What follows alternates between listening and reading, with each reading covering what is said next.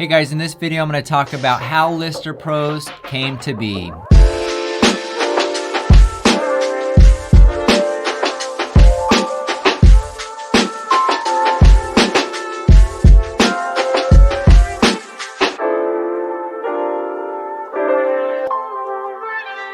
So back in 2013, I was pretty miserable working a banking job and I needed to do something different. So I followed a friend's advice and got my real estate license. A year after I got my real estate license, an opportunity came up for me to leave my job at the bank full-time and work purchasing a lot of properties for a hedge fund. My friend told me I should make somewhere around $10,000 a month, so I decided to leave the bank. Now, when I left the bank, I didn't make anywhere near the $10,000 mark that my friend said we had potential to make. I was making somewhere around $3,000 a month, which was tough because I had a wife and I had 3 kids at the time and my wife didn't work.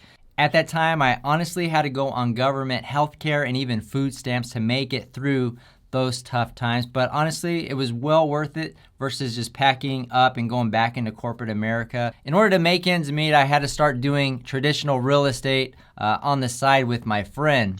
So in taking listings, we hired a professional real estate photography company. The pictures were good, but I wasn't particularly thrilled about their service. So I looked around for additional options for real estate photography companies, and there weren't many options out there. So I decided to buy a camera and try to figure out how to shoot real estate myself. At the time, there weren't many resources out there on the topic, so it was pretty challenging. It did take a lot of trial and error and really a lot of time and effort. So when I first got my camera, I did take pictures of a listing that I took for a friend, and the pictures were absolutely terrible. I had no idea what I was doing. I probably will put them on this video so you can see that I had absolutely no idea what I was doing.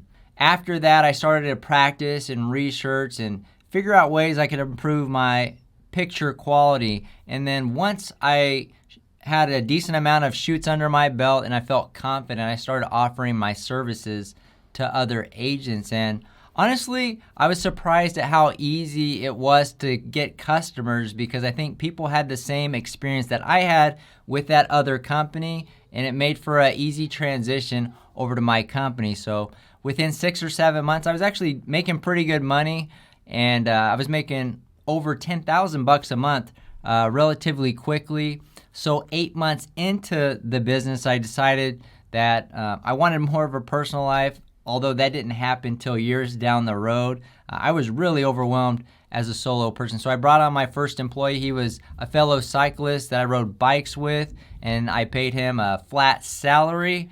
And one thing that I didn't realize when I hired him was that there was seasonality to this business, and real estate slowed down towards the end of the year. So even though I was having to pay him his salary, the revenue we were bringing in wasn't that much. So honestly, those were some pretty tough, financially challenging times. Luckily, after the new year, things picked back up, and I just continued focusing on improving and working hard to get to the point where we needed more and more employees to grow the business. Fast forward to today, we are in over 15 markets, generate millions in revenue, and have a team of over 50 people, and shoot over 10,000 homes per year. Building a real estate media business isn't rocket science, but you will need to be willing to put in a whole lot of time, effort, and energy to make it successful. Now, I created this course to shorten your learning curve and help you find success easier than I was able to find success. So anyways, reach out if you guys have any questions. We'll see you guys on the next one.